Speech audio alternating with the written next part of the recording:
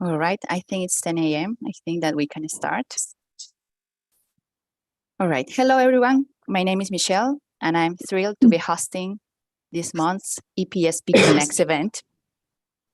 For those new to the seminars, EPSP Connects is a volunteer-based group that arranges and hosts monthly gatherings. Our goal is to foster a sense of community among surface processes researchers around the world. So I like to express my gratitude to all EPSP Connects members who help plan and organize the series, as well as those who reach out to potential speakers and coordinated with them. I also like to thank to those who advertise these talks on social media and make sure that the series information was up to date on the website. And a special shout out to Roberto Fernandez, who ensured that we had this Zoom meeting room ready, that the registration links were working, and that the talks were streamed and later uploaded to YouTube. So joining me today as a co-host is Tyler Doan, who will assist us with a round of questions and answers at the end of the talk. Taylor, can you explain it to everyone how we will handle the questions, please? Yeah, good morning, everybody. So if you do have questions throughout the talk, just go ahead and type them into the chat on Zoom, and we will read them out afterwards. Or if you would like, you can, we'll unmute you after the talk and you can ask directly. There's also a link to a YouTube channel in the Zoom chat already. That is live, and we can also monitor for questions over there. All right, thank you, Tyler. So today it's my great pleasure now to host today's speaker, Dr. Amy East. Dr. East has been a research geologist with the U.S. Geological Survey in Santa Cruz, California since 2003. She's currently also affiliated with AGU as the editor-in-chief of JGR Earth Surface. She completed her bachelor in science at Tufts University and PhD at MIT and Woods Hole Oceanographic Institution in geology and geophysics. Her research focused on landscape responses to anthropogenic and climate-related disturbances in fluvial, hill slope, and aeolian settings. Today's talk is entitled Fluvial Response to a Major Lava Dam Collapse, the Rio Coca Disaster, Ecuador. Without further ado, Dr. East, please take it away. Thank you so much for the opportunity to speak here today. Can you hear me okay? Yes, we can hear you. Okay, great. Thank you. And thanks to the organizers of EPSP Connects. I'm speaking today on behalf of an interagency team led by the Corporación Eléctrica del Ecuador and coordinated on the US side by the US Army Corps of Engineers. The content of this talk has not been peer reviewed yet. Yes.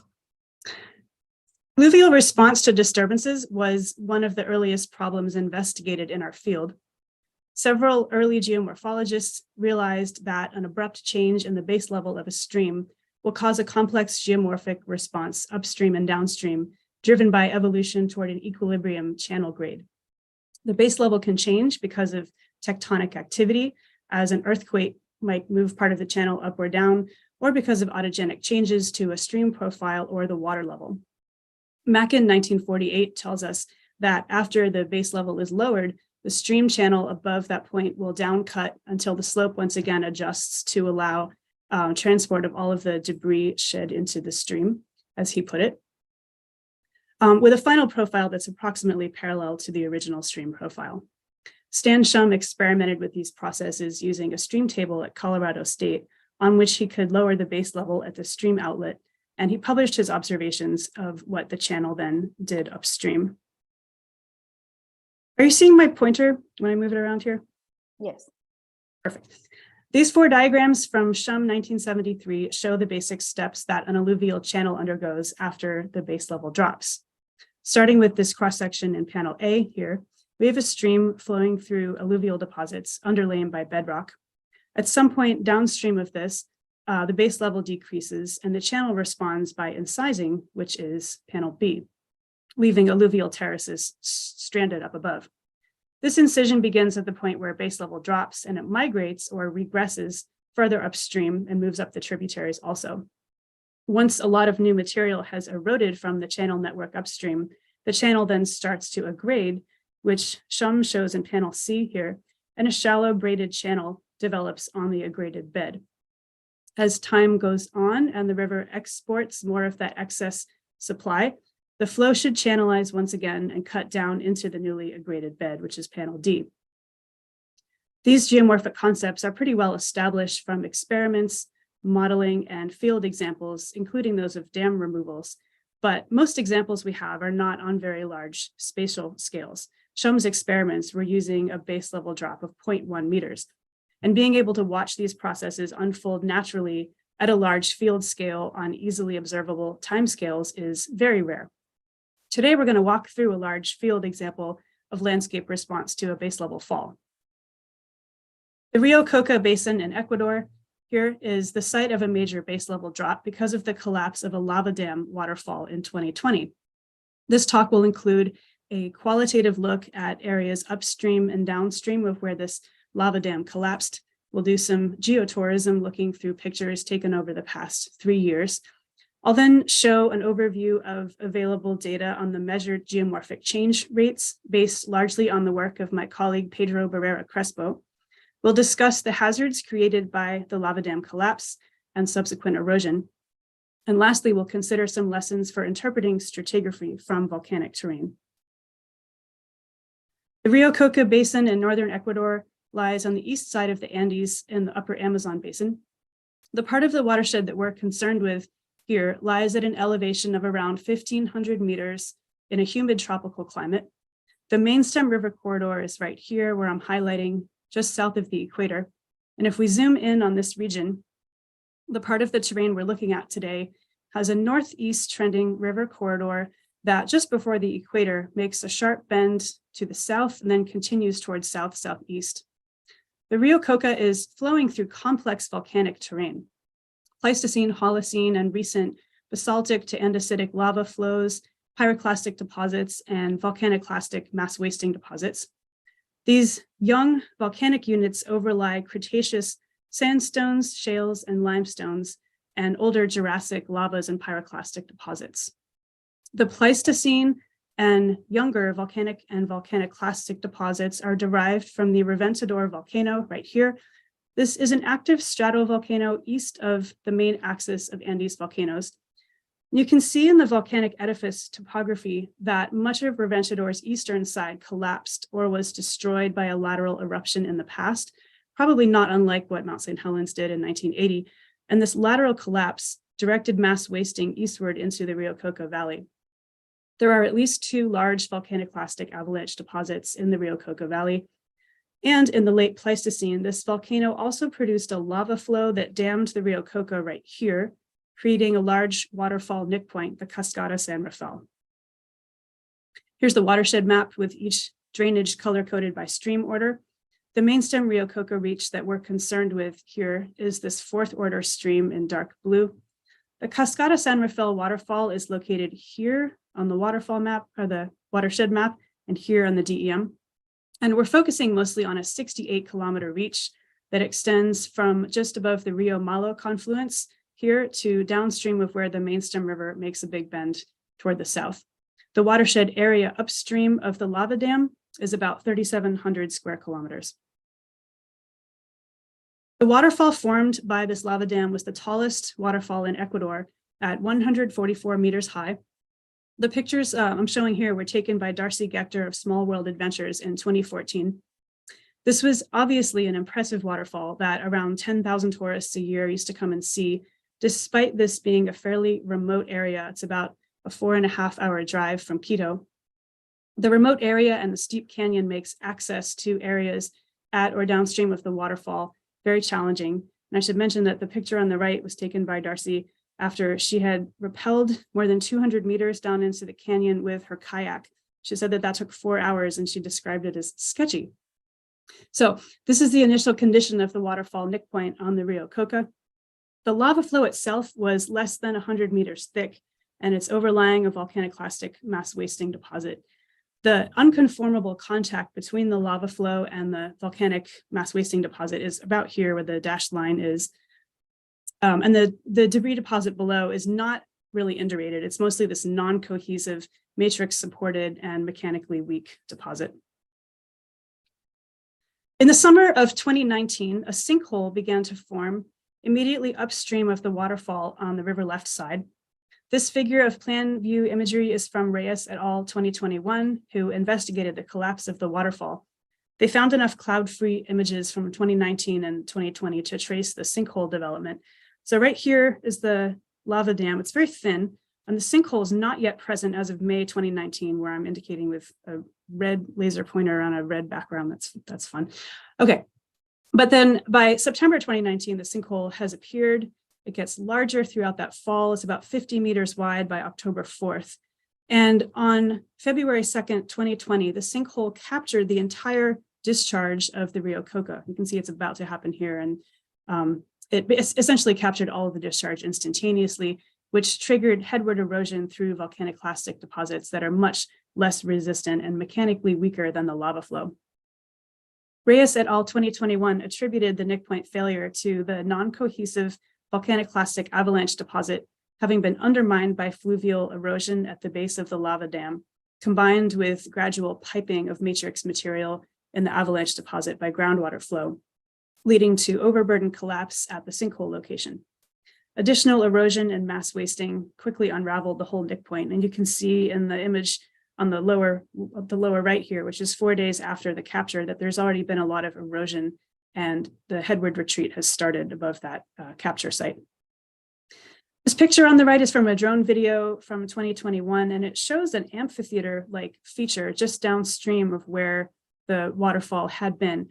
And I thought this was interesting. This is right here, because it shows groundwater just pouring out of a subsurface horizon right here in a way that could be analogous to what happened in the subsurface at the sinkhole location in 2019 and 2020.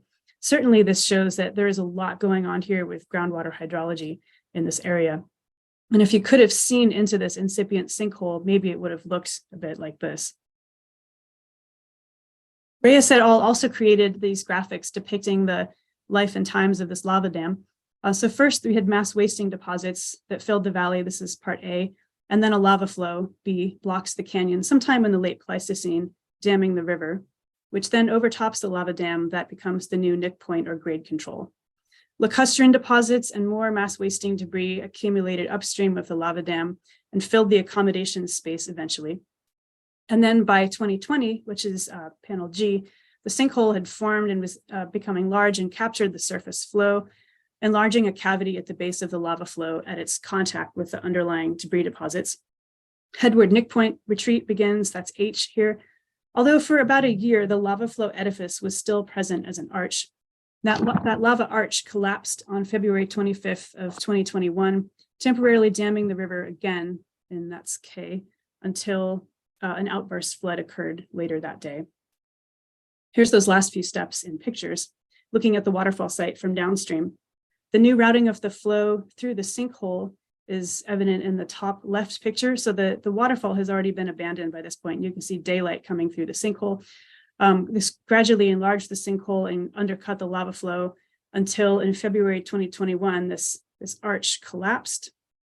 And the arch collapse formed a temporary debris dam here for several hours until it breached naturally, causing an outburst flood equivalent to the 100-year flood magnitude, which is also the flood of record for this downstream reach. So that's basically what happened as the river lost this Nick Point that had been the hydraulic control for thousands of years. The response that followed and that's still unfolding is a complex re-equilibration of the river profile. Here's the longitudinal profile of the Rio Coca with tributary profiles color-coded by stream order. And again, we're focusing on the 68-kilometer reach extending from just above the Rio Malo, which is right here or here on the longitudinal profile, downstream to where below where the river makes this big bend to the south. The lava dam is this large Nick Point right here. It's 144 meters tall. And you can see it was affecting the longitudinal profile for tens of kilometers upstream. With the loss of that grade control, the new potential equilibrium profile is shown by this dashed gray line. The dashed line then shows the upstream extent of where we can expect headward erosion on the main stem profile and tributaries. The headward erosion is the first of those steps that Shum identified years ago. And that headward erosion should peter out somewhere around 40 kilometers upstream of the former waterfall location around the confluence of the Rio Bombon here. if the tributary is, if the channel is allowed to reach equilibrium grade. Unfortunately, a dam and a diversion intake for the country's largest hydroelectric project is located only 23 kilometers upstream of the former waterfall. And we'll look specifically at that issue later in the talk. So we're going to do a photo tour first of the regressive erosion zone, starting at the waterfall location and moving upstream. And then we'll come back to the waterfall and look at the downstream response. This is what the waterfall looked like by May 2022. We're facing upstream with the former falls abandoned right here on the river right side. The river immediately upstream of the lost Nick Point quickly incised 120 meters below its February 2020 elevation. The Nick Point migrated upstream rapidly, moving about 4 kilometers by June of 2020. And in the early months, the Nick Point position was migrating upstream about 40 meters per day. During the whole first year, the erosion front migrated approximately 10 kilometers upstream. So this is immediately above the waterfall site in February 2023, looking toward upstream.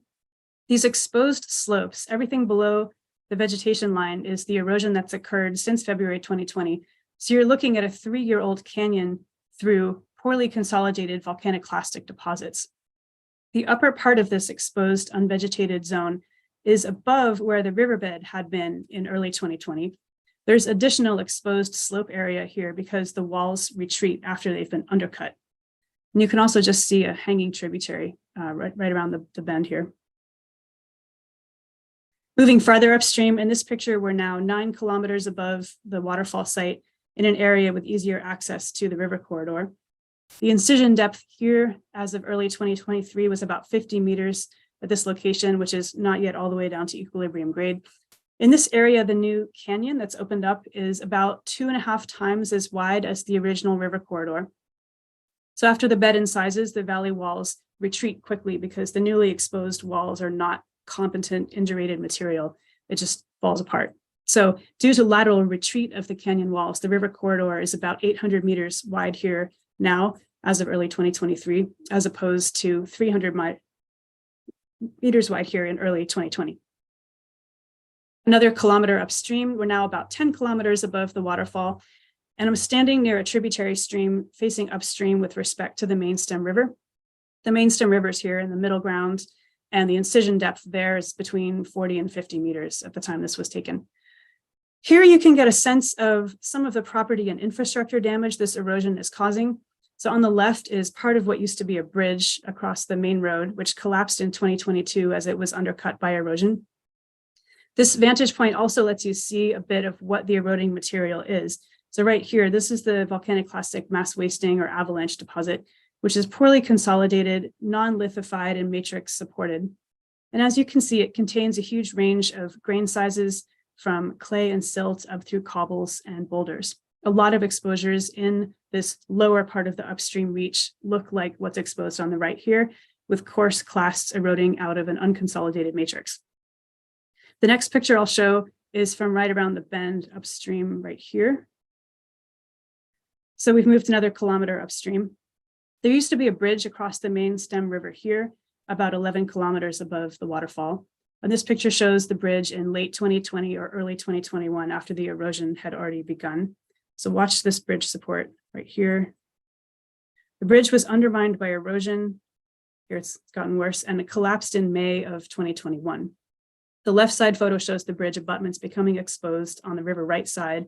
And then this picture on the right was taken after the collapse, which happened May 19th of 2021. You can see that remaining abutment just in the river here. The rest of this road and parking area was also lost. This is what the area looks like more recently. This is February of this year. The river right bridge abutment is visible right here. It's more exposed now because there's been additional incision. The total incision here now is just over 40 meters. This is a good place to point out that even as this river profile gradually stabilizes and finds something approaching a new equilibrium, it will still take a long time before the riverbed is stable on localized spatial scales.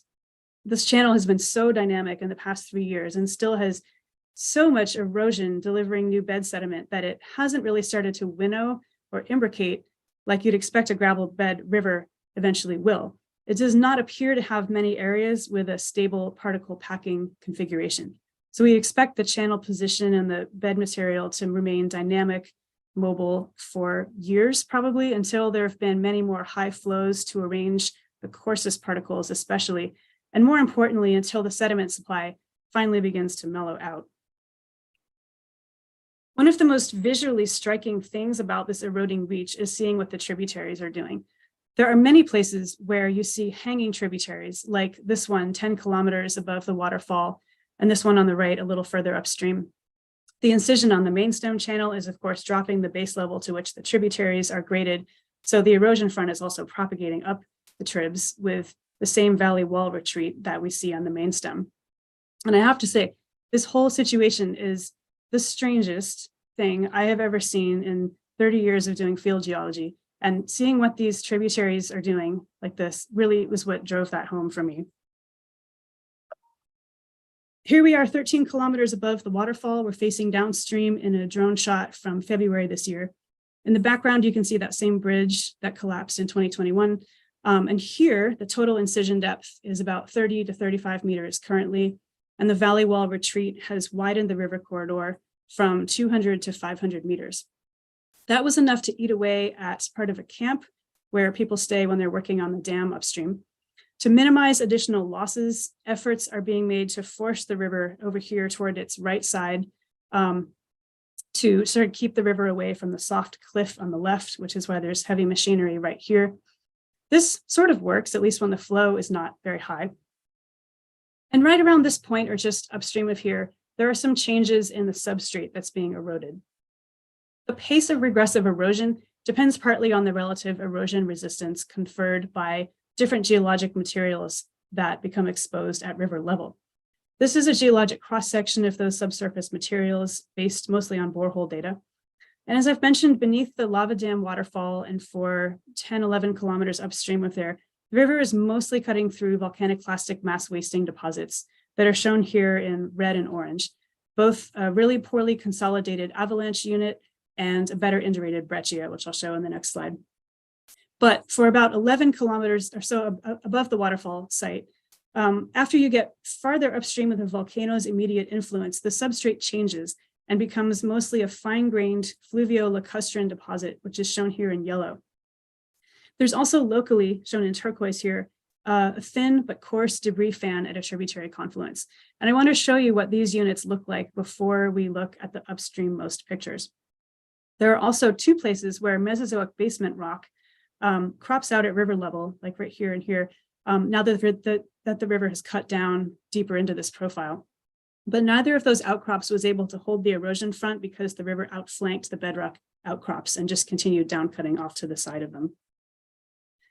This is the volcanic breccia that's mapped in red in the cross section, and it outcrops within the reach about 12 kilometers upstream of the waterfall. It's coarser grained, it's better indurated than the volcaniclastic avalanche deposits, and it's also mapped as including several lava beds that temporarily slowed the erosion. This is the most erosion resistant unit becoming exposed other than the Mesozoic bedrock. Unfortunately, this resistant breccia is not exposed that commonly. There's not as much of it as there is of the less competent avalanche deposit. And so there's not that much indurated material to slow the erosion front. The volcaniclastic avalanche deposits we've been seeing are mapped as two different units with an irregular contact between them. One of the next steps in this project will be to analyze new geotechnical data from outcrops of this and the other units, and then use that to refine predictions of how their different properties will affect future erosion rates. But you can see from this picture taken 11 kilometers above the waterfall in an area with more than 40 meters of incision that the avalanche deposits fall apart easily. We can see large talus cones here that have formed at the base of this newly exposed canyon wall. The stratified deposits at the top here are younger pyroclastic flows. Just another closer up look at the volcaniclastic mass wasting deposits that make up the majority of the incised reach so far. This cut bank is 30 or 35 meters tall, and you can't stand very close to these slopes without a hard hat on. And even then, I'm not sure I'd want to stand much closer than this. This is the lacustrine material that's plotted in yellow on the cross section, which first becomes exposed about 12 to 13 kilometers upstream of the waterfall. In the top image, is the modern alluvial gravel bed of the river overlying this clay and silt dominated lacustrine unit. The lower photo is a more dried out example of the same deposit. It's very fine grained. It's not going to resist erosion well, especially when it's being worked on by a river carrying lots of bed load, so lots of tools. Where the nick point is now, it's just started to cut into this yellow lacustrine deposit in earnest. The last type of material is this thin and localized unit shown in turquoise. It's a debris fan that came out of the Rio Malo tributary, which has its confluence with the Rio Coca about 13 kilometers above where the lava dam was. The surface of the debris fan is vegetated. You can't see the boulders that well. So the best place to look at this unit is where it's exposed because of the erosion front migrating up the Rio Malo. This picture was taken at the confluence, looking up the Rio Malo at the cascade that is the nick point here, which is starting to move up the tributary. And you can see it's exposed this coarse matrix supported boulder-rich debris fan overlying the fine lacustrine deposit below, with the contact between the two right about here. The debris fan at the mouth of the Rio Malo is a large feature that was exerting hydraulic control on the main stem river even before 2020. So in plan view here, this is the Rio Malo tributary, joins the Rio Coca right here. And the fan is this large feature here that extends for about 2 kilometers along the main stem river. This is the site of a change in the morphology of the main stem Rio Coca. So upstream of that, you can see the Rio Coca is a wide multi-thread channel with a slightly lower gradient, whereas below the debris fan, the Rio Coca is slightly steeper, narrower, and mostly a one channel. That this Rio Malo debris fan was resistant enough to be somewhat of a grade control is important because when the post-waterfall collapse nick point reached here in early 2022, the nick point paused there for about a year. The rate of headward retreat in the main stem river slowed a lot as the nick point worked on that resistant debris fan. But as of early 2023, even that debris fan was being undercut. This is what the Rio Malo looked like in early February this year. The left photo is the unaffected part of the tributary. The picture was taken just walking along that debris fan surface, and you just see a low gradient, nice mellow stream. And as you keep walking downstream about 50 more meters, the bottom just falls out and there's the nick point. It's about 20 meters high. There was always a cascade just above the confluence here, but it's much higher now. And our team members who went back here in April reported that it actually looked worse in April than it did in February. Just another view of the Rio Malo confluence from a drone facing upstream. This is the main stem, and here is the Rio Malo on the right with the nick point. This picture shows the upstream extent of the head cut retreat as of early February. I took this picture standing on a bridge about 15 kilometers above the waterfall, and it just looks like a normal gravel bed river here. The nick point is so small that it's not easy to see. At this time, it was around here where there's a small bedrock outcrop on the river right side. However, some of our team members went back to this location in April and found it was already more eroded than this. So this is the same location, but looking downstream at the bridge I was standing on in the last picture. And this location had 3 or 4 meters of new incision between February and April over just those 10 weeks. Even this far upstream, where we're not expecting the huge magnitude of incision that happened closer to the waterfall, it's still a very dynamic situation with a lot more potential damage to be concerned about. Having looked at the eroding reach upstream, let's change gears now and look at the downstream response. As we know from our classic lane balance, if you imagine supply of sediment and flow on opposite ends of a balancing scale, where you introduce a lot more sediment from upstream that will pull the left side of the scale down and tip this needle toward aggradation. Lots and lots of aggradation in this case. We're in the territory of transport limited conditions. The aggradation isn't just limited to the downstream reach. It doesn't begin immediately at the waterfall site. The channel bed in the downstream part of the eroding reach, that is just above the waterfall, will also aggrade, which is what Shum illustrated in his panel C here. For a while, we're expecting a wide and braided channel that filled in some of the earlier incision under what are now transport limited conditions. Eventually, that should reincise, which would be panel D. Here's what that looks like. We're now back at the waterfall site, this time facing downstream. It's February 2023. The riverbed right here initially aggraded 50 meters in the first 4 months and then lowered another 20 meters. So it's now about 30 meters higher than at the start of 2020. You can tell it's incised some here because it's a single thread channel. There's just one channel here. It's not a wide, shallow braid plane. It's one channel flowing between banks 2 to 3 meters high. However, you can tell this incision is recent because right next to the channel is this valley wall to valley wall expansive sediment that was not long ago a wide, shallow, we could probably call it a braid plane. At least it's a wide, shallow, poorly channelized flow. And that morphology shows up well in satellite images from 2021. Here we're comparing the reach from the waterfall right here to about 15 kilometers downstream of it. This is pre-waterfall collapse. This is a Google Earth image from 2013. And then the one on the right is from May of 2021, 15 months after the collapse. Even at this zoomed out scale, you can see that new deposition in this downstream reach has widened the recently active flow zone by a factor of 3 to 5. The next two slides are going to zoom in on this area 2.5 to 3 kilometers below the waterfall site. So here we're looking at that bend in detail, and you can see that where there used to be this pool riffle morphology pre-2020, by the spring of 2021, and actually earlier, that morphology was buried under the bedload pulse. It became a braided channel 3 to 5 times as wide, more in some places. And this sediment pulse is large enough to cover pre-existing topography. It's actually covered most of the inside part of this bend. This bedrock island in the right side image looks about the same in 2023. And the next slide is going to show the bedrock island viewed from a drone in February this year. So here's that bedrock island surrounded by recently deposited, that is unvegetated, gravel, sand, cobbles. Note that there's a very wide range of grain sizes in the new deposit. It's a single thread channel at this time that it was taken, but it's not well channelized. It's not incised. It doesn't have well-defined banks yet. Here it sort of has one well-defined bank. If you're thinking that this looks like something you've seen before, you may be recalling a very similar view in Karen Grant and David Montgomery's 2005 paper about fluvial response to the Mount Pinatubo eruption of 1991. This is their figure, Grant and Montgomery's, showing a bedrock knob in the midst of fluvial deposits from Mount Pinatubo with the rest of the old river corridor buried by new bedload.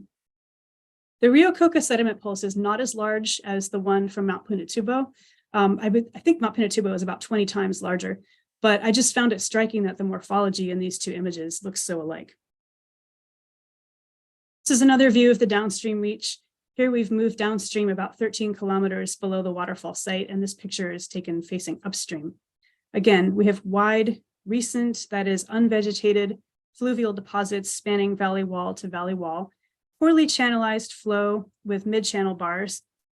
Note that the river here has been undercutting the valley wall, prompting some mass wasting here that's adding yet a little more to the bedload. A similar situation, 19 to 20 kilometers below the waterfall site.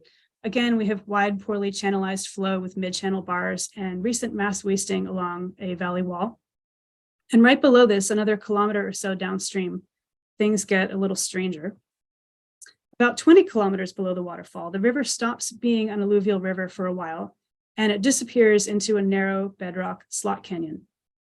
The river is going into the canyon right here, and the slot canyon extends for about 6 kilometers downstream with a short 500-meter long alluvial reach within it.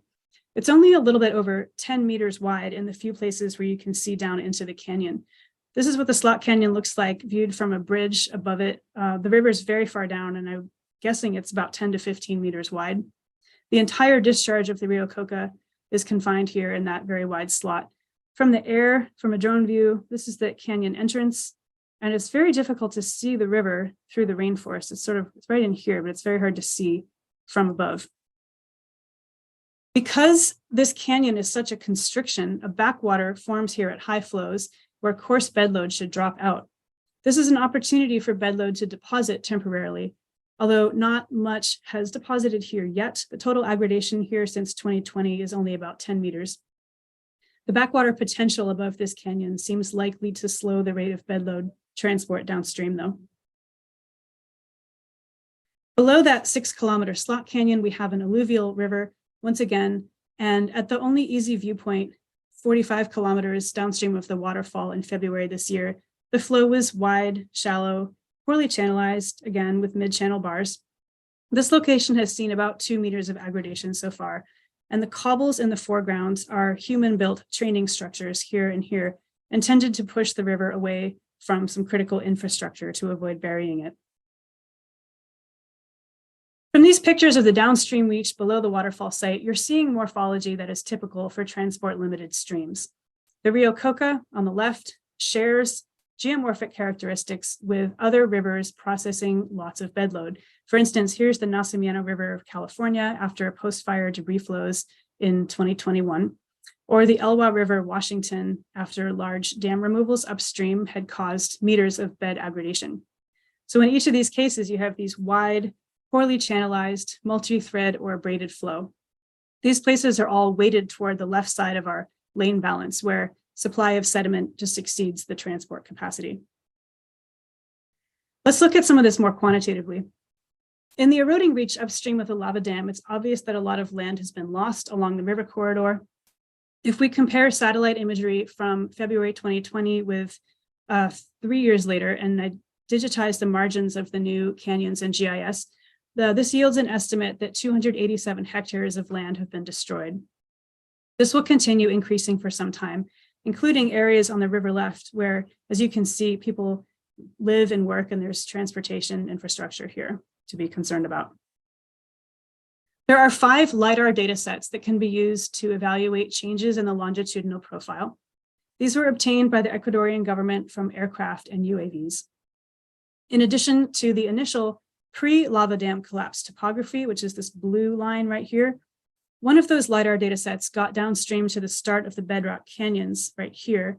That's the green line that was flown in December of 2022, so 1,034 days after the waterfall collapsed. The intermediate data sets include only the area above the waterfall. So to zoom in on the area with the most data coverage, this is the 35 kilometers where the greatest impacts have been. In the initial profile in blue, the waterfall nick point is very obvious and very sharp. And as the nick point migrates upstream, it's been flattening and smoothing out, and its rate of upstream migration has slowed in an irregular way.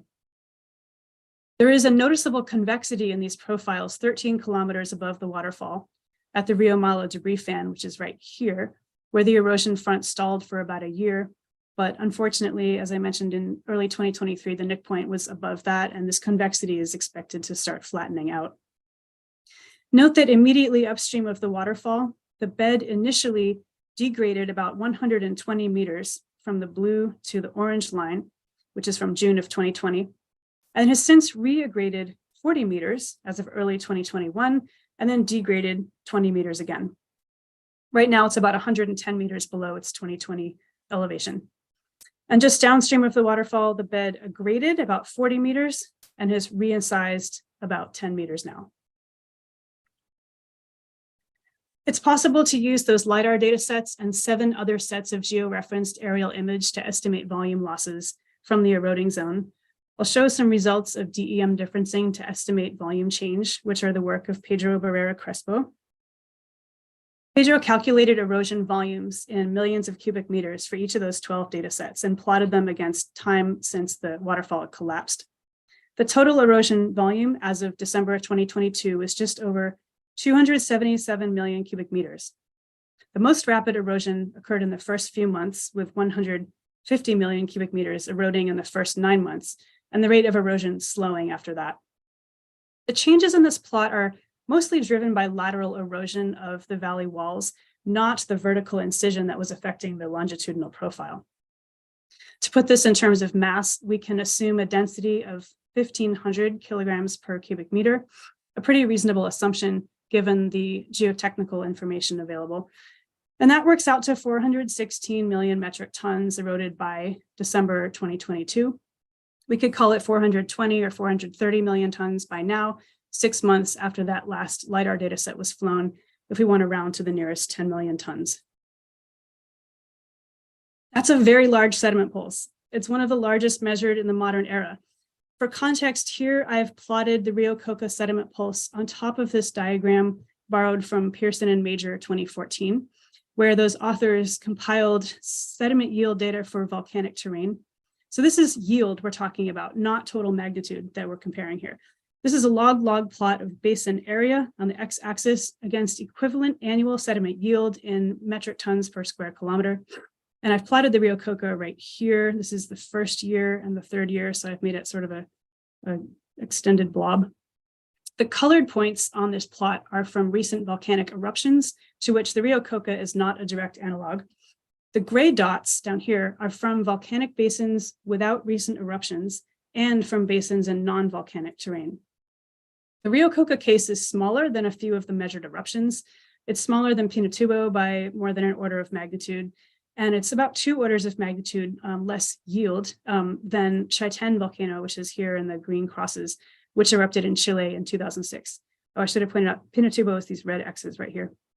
But it is larger than any of the gray dots representing basins that have not had recent eruptions. And for its basin size, it is the largest on this plot.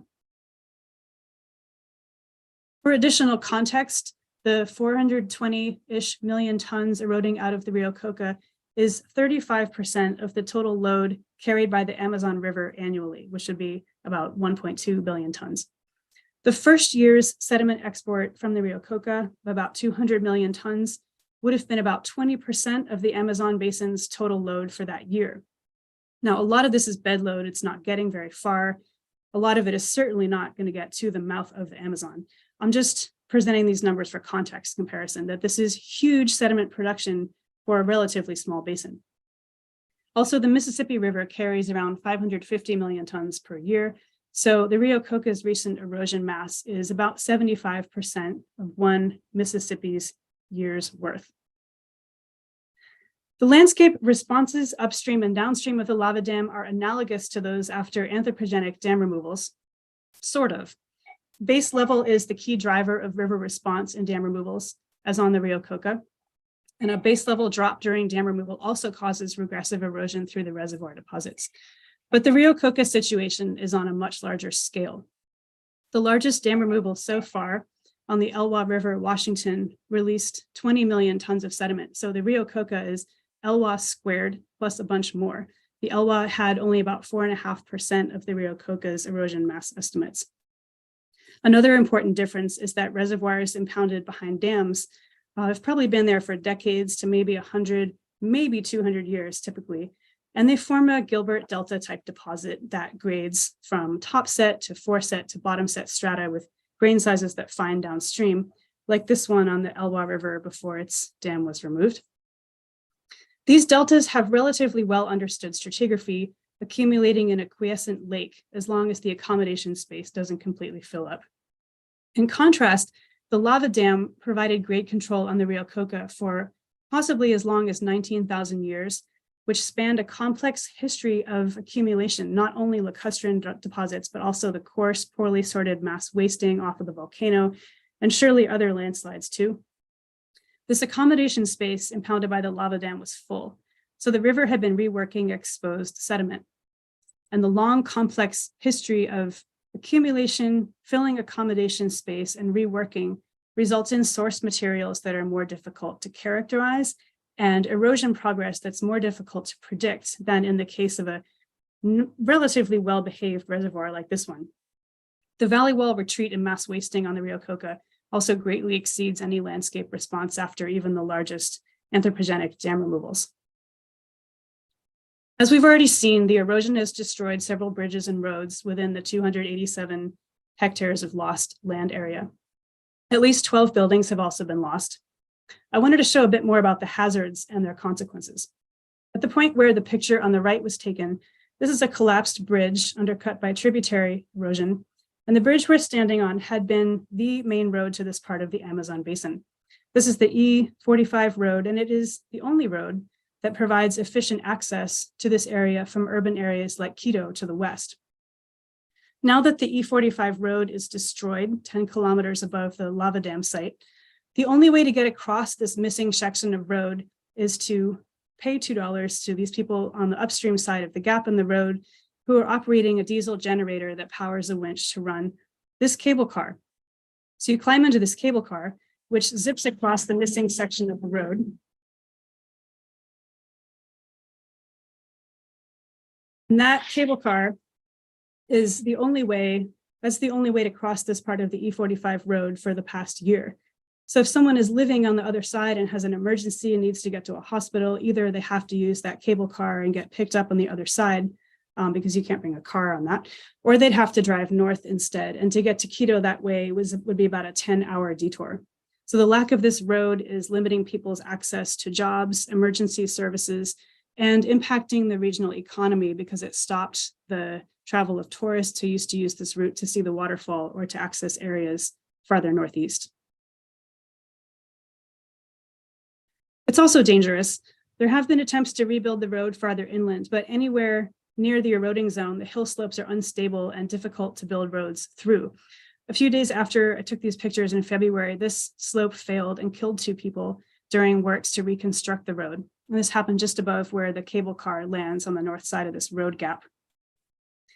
At the same location, you can also see there are damaged, broken pipelines exposed. These pipes were carrying drinking water, one was, and also there were 4 pipelines carrying oil up out of the Amazon basin toward the coast. So this was also the main route for the oil pipelines right along that same road. The pipelines couldn't be used after December 2021 and were destroyed by erosion not long after. There were also oil spills due to this erosion. They've now been rerouted over a much higher bedrock area farther inland. The biggest threat to infrastructure and energy production, though, involves the Coca-Coda-Sinclair hydroelectric project. This is the project on the Mainstem River where there is a dam and diversion intake 23 kilometers above the waterfall site and the outlet and power plant downstream. So here we are. This is the waterfall site again, and this is where the dam is and the inlet to a diversion tunnel that brings water through this 25-kilometer tunnel where the dashed line is to a power plant inside the mountain right here, and then discharges water back into the river downstream of this big bend at a diversion tunnel outlet right here. It's a great geography for hydropower production because you lose about 700 meters of elevation in a relatively short distance, taking advantage of the fact that the river makes this big bend. This is the country's largest hydropower project, and it's new. It only just came online in 2016. It's designed to generate 1,500 megawatts when operating at full capacity, and it can provide about 1/3 of Ecuador's electricity at full capacity. The lava dam collapse threatens both the upstream and the downstream infrastructure. The design of this dam can't withstand the expected 25 to 30 meters of incision that will occur there if the channel attains equilibrium grade. At the downstream end, power production is compromised when there's up to 2 meters of bed aggradation and can't continue at all if the bed aggrades by 6 meters. A lot of very good engineers are working on these problems. This is a very challenging exercise, as even state-of-the-art numerical models were not developed for this complex situation. But mitigating these threats to critical infrastructure is a high priority. Water quality is another long-term problem for communities downstream. This is the city of Coca at the confluence of the Rio Napo and the Rio Coca, another 90 kilometers downstream of the power plant. And this community has had problems from high turbidity and bed aggradation that has caused flooding and road damage here since 2020. Overall, the chance to observe a watershed responding to this type of disturbance is exceedingly rare. We know that lava dams can form and eventually they fail or are downcut by the river. There are examples of this in the geologic record of the Western US, for example. And there are other modern cases where large waterfalls have collapsed, but none that I know of that cause a large-scale reset to equilibrium grade. Geologists are taught that the present is the key to the past. So one lesson that struck me during the course of our work here is that since we tend to interpret the stratigraphic record from the perspective of things we've seen happen in the present, this is not a process that I would have thought of when interpreting ancient stratigraphy. If you were to interpret the depositional record downstream or in marine cores offshore of volcanic terrain, you'd probably interpret a thick event deposit as representing some tectonic or climatic disturbance, like a major earthquake or a big storm and flooding that might lead you to interpret past El Nino frequency, for instance. Even if enough cores were available to reveal that your deposit was spatially localized and didn't extend all along the continental margin, you might reasonably infer from a thick volcaniclastic deposit that a large volcanic eruption had caused it. Would we think of the right answer? A huge autogenic stochastic watershed event like this? Common things are common. This is not a common type of event, but the biggest lesson from the Rio Coca disaster might be that it can happen at all. To wrap up, the collapse of this 144 meter tall lava dam is catastrophically resetting the Rio Coca since early 2020. And at about 420 million tons, this is one of the largest sediment pulses known in the modern era. What happens next? Well, different grain sizes will move downstream at different rates. We expect to see the coarser sediment show dispersive behavior and the finer suspended sediment showing more translation than dispersion. Suspended load will remain elevated down to at least the confluence with the Rio Napo. Bed load will have some difficulty getting past the backwater above bedrock canyons 20 kilometers below the waterfall. The bed load that does get past those bedrock canyons will hang up in a low gradient anastomosing reach downstream of the power plant outlet. And we can learn from dam removals generally what to expect here, but the scale is much larger and the geology is messier. Channel equilibration will continue for probably decades, and ways to address the ongoing threats to energy production and critical infrastructure are ongoing as a high priority. So thank you for listening, and I want to thank our colleagues in Ecuador and especially at the Army Corps for their leadership and collaboration. A couple of the co-authors of this talk are online today, and I may call on them to answer some audience questions if needed. So thank you. Yeah, thank you very much, Dr. Izzy. It was definitely a very interesting talk, like just observing the pictures and just try to imagine what were the consequences of this event happening here in Ecuador. So yeah, so we are going to start with the questions. So there is a first one from Michael Attal. So he mentions that some of the boulders are very, very large and could have slowed down erosion, but somehow they haven't. Is it because of a combination of very powerful river, like how large are the annual floods, perhaps? And the fact that gravel structure hasn't had the time to rearrange, sort, imbricate, and also asking if you ride a cable car. These are great questions. The boulders are very large in some cases, and there have been attempts to slow the erosion by placing large boulders. They haven't worked. They've just been undercut. It tends to happen that the bed underneath, one or a few boulders will start to undercut, and one boulder moves, and then the next moves. So attempts have been made to slow or stop the erosion in place by placing those boulders, and they just haven't worked. Hydrology, there's a wetter season and a drier season. We're entering the wetter season right now, but you can have large floods at any time of year. There was a 10-year flood in July of 2021 that did enact some significant erosion. But looking at the plot of the erosion volumes over time, it wasn't that much more erosion during that 10-year flood in July of 2021 compared to the whole overall picture. So yeah, I suspect the hydrology is somewhat less important than the substrate that's being eroded at the time. All right, thank you, Amy.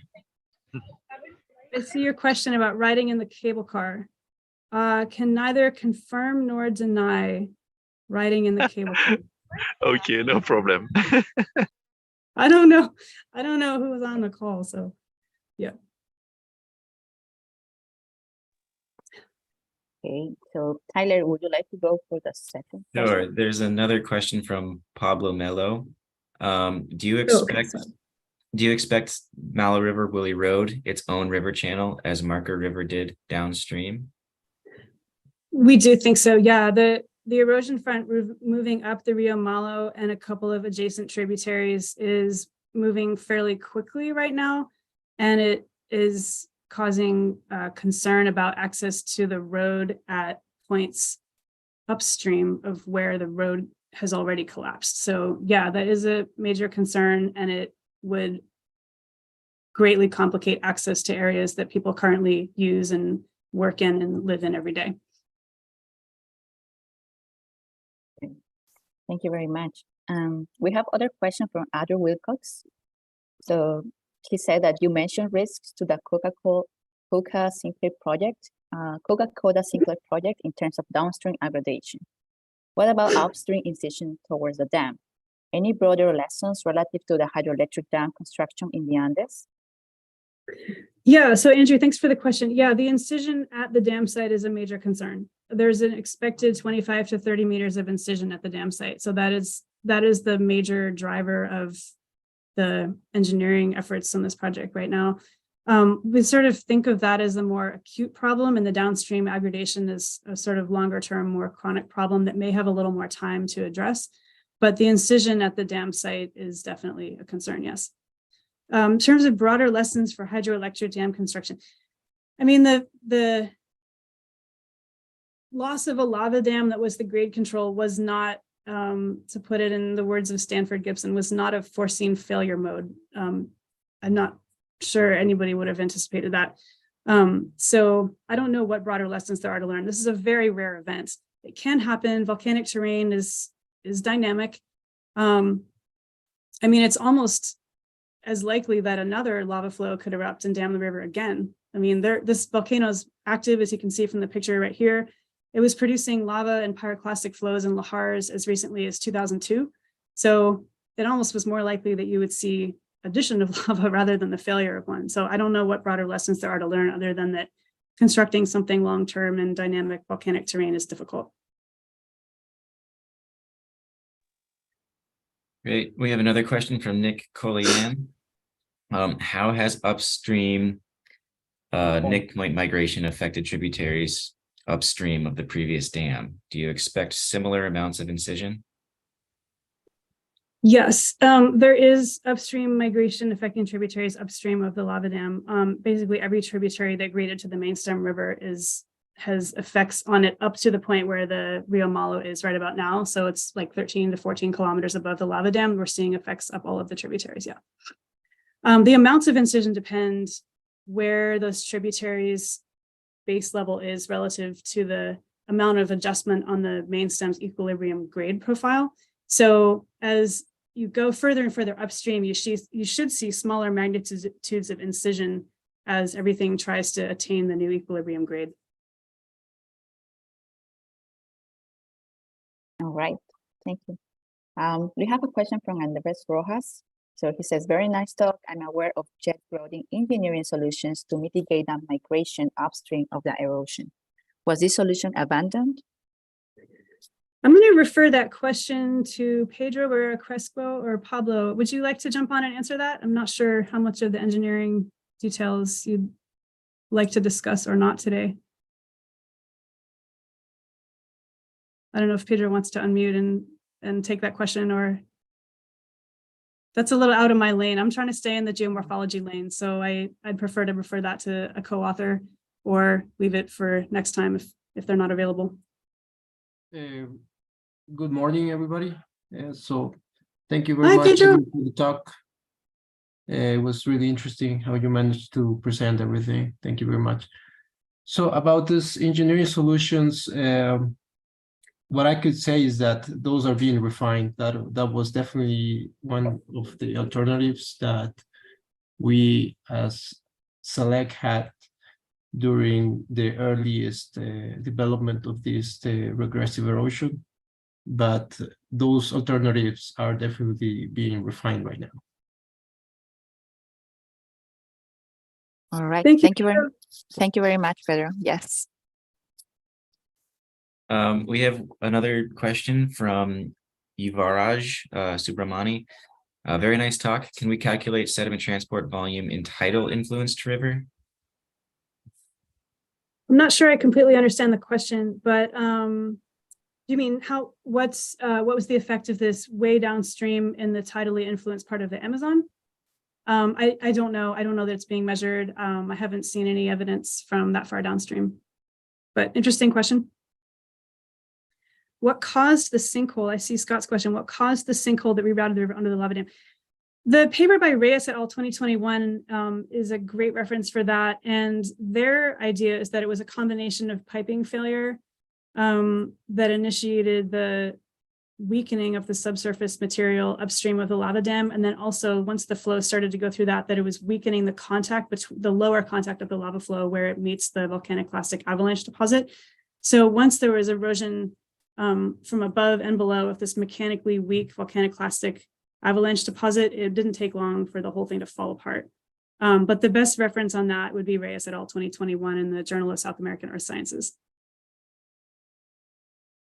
All right. Thank you very much, Dr. E. So time is up. So again, thank you very much for joining us here in this EPSP Connects talk. And thank you, Dr. E, also again for answering all these questions and for this very interesting research that you're doing here in Ecuador. So yes, Tyler. Yes, thank you all. Yeah, thank you Thanks, very everybody. much. Thanks for coming. Bye-bye. Amy, I had a question before you jump off. Just if you have any thoughts on what might occur, it seems like we need to brace up for an El Nino coming up over the next few years. Is this one of the zones that gets hit hard by rain, or would they actually experience drought? And how might they? That'll have consequences either on moving the sediment or their operation of the dam. So That's a great hydropower question. production.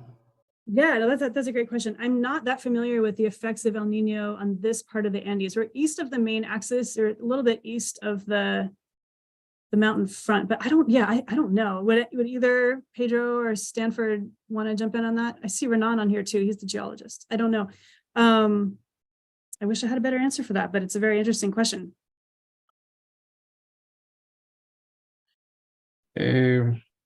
Roberto, good morning.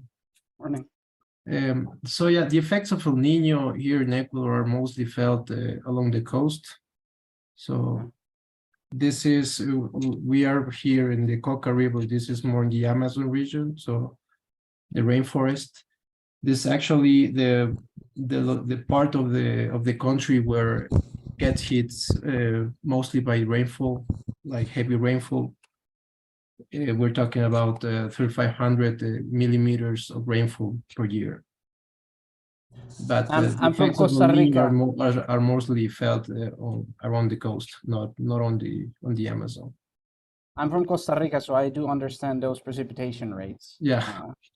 But yeah, I was just curious because in Central America right now, they're telling everyone to prepare for potential droughts in the area due to El Nino. So I was wondering how that might play out over the coming 3 to 5 years in this region. Thanks for the answer. Okay. It might make things easier here if it was a drier next few years, but you can have, maybe you can have high flows during the relatively dry seasons or dry years too. So anything that slows the erosion rates would be, I think, welcomed. Thanks. Cool.